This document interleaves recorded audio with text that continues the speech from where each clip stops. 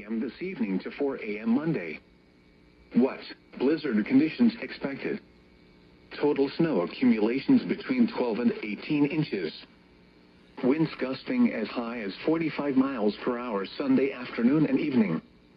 Where?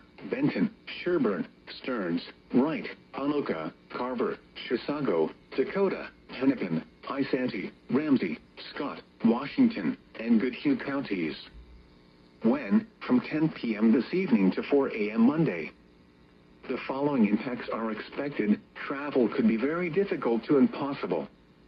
Widespread blowing snow could significantly reduce visibility. Gusty winds could bring down tree branches. Travel should be restricted to emergencies only.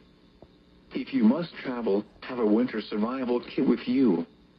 If you get stranded, stay with your vehicle. Call 511 or visit 511mn.org for road conditions. Repeating, the blizzard warning has been extended until 4 a.m. Monday and expanded to include the following counties in Minnesota: Anoka, Carver, Chisago, Dakota, Goodhue, Hennepin, Ramsey, Scott, Washington, and Wright.